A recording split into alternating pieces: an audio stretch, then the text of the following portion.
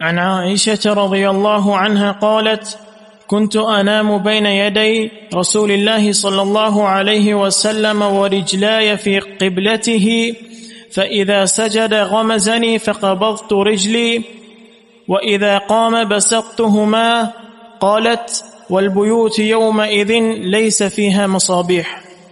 اس حدیث کا موضوع یہ ہے کہ ایک شخص اگر نماز پڑھ رہا ہے گھر میں اور سامنے اس کی زوجہ اس کی بیوی بیٹھی ہے یا لیٹی ہے تو یہ عمل جائز ہے یا ناجائز ہے، درست ہے یا نہیں؟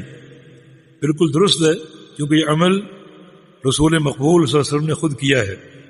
اس کی راوی ام المومنین ہے عائشہ صدیقہ رضی اللہ عنہا، فرماتی ہیں کہ کنت انام بین یدی رسول اللہ صلی اللہ علیہ وسلم ورجلای فی قبلتہ، میں رسول اللہ صلی اللہ علیہ وسلم کے سامنے لیٹی ہوتی تھی یا سوئی ہوتی تھی اور میری دونوں ٹانگیں آپ کے قبلے کی طرف ہوتی تھی، جس طرف آپ نے سجدہ کرنا ہوتا تھا، اور آپ نماز پڑھ رہے ہیں، قیام اللیل کر رہے ہیں.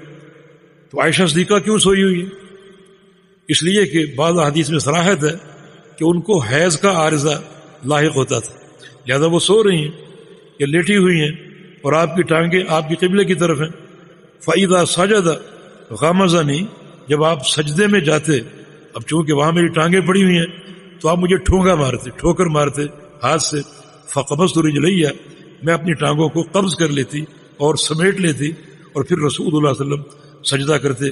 وَإِذَا قَامَ، جب آپ کھڑے ہوتے، بَسَطْتُهُمَا، تو میں اپنی ٹانگوں کو پھیلا لیتی اور دراز کر لیتی. قالت وَالْبُيُوتُ يَوْمَئِذٍ لَيْسَ فِيهَا مِصْبَاحٌ، ان دنوں گھروں میں چراغ نہیں ہوتا تھا، ان دنوں گھروں میں چراغ نہیں ہوتا تھا. تو اس حدیث سے کئی مسائل ثابت ہو رہے ہیں کہ اگر ایک مرد گھر میں نماز پڑھ رہا ہے اور کوئی خاتون خانہ اس کے سامنے بیٹھی یا لیٹی ہے تو اس کو ستھرا بھی بنا سکتا ہے اور نماز ادا بھی کر سکتا ہے. تو رسول اللہ صلی اللہ علیہ وسلم قیام اللیل فرما رہے ہوتے، عائشہ صدیقہ رضی اللہ عنہا آپ کے سامنے لیٹی ہوتی اور آپ صلی اللہ علیہ وسلم نماز جاری رکھتے اور ادا فرماتے. یہ بھی ثابت ہوا کہ نماز کے دوران اگر مرد کا ہاتھ عورت کو ٹچ ہو جائے، وہ چھو دے جان بوجھ کے بھی، تو اس سے وضو نہیں ٹوٹتا. ان فقہا کی تردید ہو رہی ہے جو کہتے ہیں کہ مرد اگر عورت کو چھو لے تو وضو ٹوٹ جاتا ہے. نبی علیہ السلام عائشہ کو بار بار جب بھی سجدہ کرتے ان کو ٹھوکر لگاتے اپنے ہاتھ سے، عائشہ اپنے پاؤں سمیٹ لیتی، پھر آپ سجدہ کرتے. اور یہ اگر ناقض وضو ہوتا تو اللہ کے پیغمبر ایسا کیوں کرتے؟ اور سب سے بڑھ کر یہ کہ رسول کریم صلی اللہ علیہ وسلم جو سردار کائنات، انا سید والد آدم ولا فخر، میں پوری اولاد آدم کا سردار ہوں، اور اس میں کوئی فخر کی بات نہیں ہے، امام الانبیاء اور قائد الانبیاء.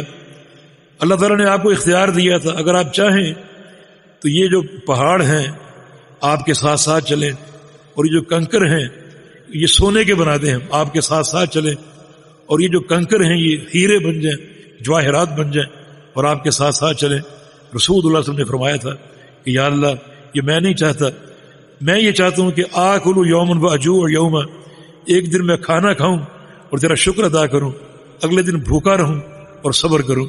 یہ حدیث بھی رسول اللہ صلی اللہ علیہ وسلم کی تنگی عیش کی دلیل ہے. اتنا چھوٹا کمرہ کہ عائشہ صدیقہ رضی اللہ عنہا سامنے لیٹی ہیں، اور جب نبی علیہ السلام سجدہ کرتے سامنے ان کی ٹانگیں ہوتی تو آپ اس ٹانگوں کو ٹھوکر لگاتے، وہ اپنی ٹانگیں سمیٹ لیتی، قبض کر لیتی، پھر اللہ کے پیارے پیغمبر سجدہ کرتے.